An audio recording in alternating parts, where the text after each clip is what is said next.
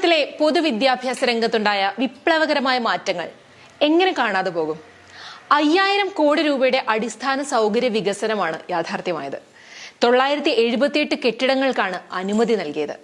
538 എണ്ണം പൂർത്തീകരിക്കുകയും 435 കെട്ടിടങ്ങളുടെ നിർമ്മാണം പുരോഗമിക്കുകയും ചെയ്യുകയാണ്. 55,000 ക്ലാസ് മുറികൾ ഹൈടെക് ആയി. പുതിയതായി നിർമ്മിക്കുന്ന സ്കൂളുകളിൽ ബഹുഭൂരിപക്ഷം സ്കൂളുകളിലും ലിഫ്റ്റും AC-യും ഉണ്ട്. 210 സ്കിൽ ഡെവലപ്മെന്റ് സെന്ററുകൾ ഈ കൊച്ചു കേരളത്തിൽ വന്നു കഴിഞ്ഞു. 714 ലാബുകൾ ആധുനികവൽക്കരിച്ചു കഴിഞ്ഞു. 4891 വിദ്യാർത്ഥികൾക്ക് ജോബ് ഫെയർ മുഖേന തൊഴിൽ ലഭിച്ചു കഴിഞ്ഞു. പ്രീ പ്രൈമറി തൊട്ട് 8ാം ക്ലാസ് വരെ സർക്കാർ അംഗീകൃത വിദ്യാലയങ്ങളിൽ പഠിക്കുന്ന 26 ലക്ഷം കുട്ടികൾക്ക് സൗജന്യമായി ഉച്ചഭക്ഷണം നൽകുകയാണ്. പഠന നിലവാരം കൂട്ടാൻ സബ്ജക്ട് മിനിമം സക്സസ്ഫുൾ ആയി നടപ്പാക്കി കഴിഞ്ഞു. കുറഞ്ഞ മാർക്ക് കിട്ടിയ വിദ്യാർത്ഥികൾക്ക് 3 ആഴ്ചയ്ക്കുള്ള പ്രത്യേക പരിശീലനത്തിന് ശേഷം വീണ്ടും മൂല്യനിർണ്ണയം നടത്തുകയും ചെയ്യും. സർക്കാർ സ്കൂളുകളിൽ റോബോട്ടിക്സ് ലാബുകൾ വന്നു. ഇന്ത്യയിൽ ആദ്യമായി അധ്യാപകർക്ക് AI കോച്ചിംഗ് ക്ലാസുകൾ നൽകുന്ന ഏക സംസ്ഥാനമായി നമ്മുടെ കൊച്ചു കേരളം മാറുകയാണ്.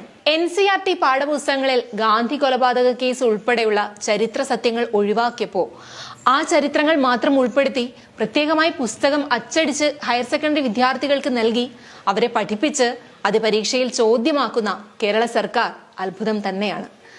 പാഠപുസ്തകങ്ങൾ പരാതി ഒന്നുമില്ലാതെ ഒരു ദശാബ്ദത്തിന് ശേഷം സിലബസ് പരിഷ്കരിച്ച് മാറ്റി പുതുക്കി നൽകി. ഓണപരീക്ഷയായാലും പാഠപുസ്തകം കിട്ടാതിരുന്നൊരു കാലമുണ്ടായിരുന്നു കേരളത്തിന്. ആ കേരളത്തിൽ സ്കൂൾ തുറക്കുന്നതിന് മുൻപേ പാഠപുസ്തകങ്ങൾ ലഭിക്കുന്നു. ജൂൺ 18-നുള്ളിൽ +1 അഡ്മിഷൻസ് ഒക്കെ പൂർത്തിയാകുന്നു. പാഠപുസ്തകങ്ങളിൽ ഭരണഘടനയുടെ ആമുഖം ഉൾപ്പെടുത്തുന്നു.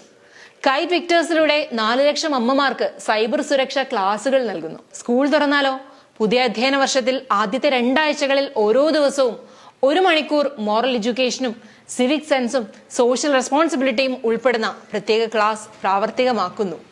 ഇന്ത്യയിൽ ആദ്യമായി സ്കൂൾ ഒളിമ്പിക്സ് സംഘടിപ്പിക്കുന്നു. ഭിന്നശേഷി കുട്ടികളെ ഉൾക്കൊള്ളിച്ച ഇൻക്ലൂസീവ് സ്പോർട്സ് ഇതിന്റെ ഭാഗമാക്കുന്നു.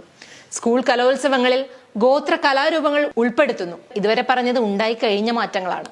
ഇനി ഉണ്ടാകാൻ പോകുന്ന മാറ്റങ്ങളോ? ഹൈസ്കൂളുകളിൽ AI-യും റോബോട്ടിക്സും വിദ്യാർത്ഥികൾക്കായി പരിശീലനമായി ഉൾപ്പെടുത്തും. ഇതിന് പിന്തുണയായി 8, 9, 10 ക്ലാസുകൾക്കായി IT വിഷയത്തിൽ പുതിയ പാഠപുസ്തകങ്ങളും ഒരുക്കി. ഇതൊക്കെയാണ് നമ്മുടെ ഈ കൊച്ചു കേരളത്തിലെ പൊതുവിദ്യാഭ്യാസ വകുപ്പ്.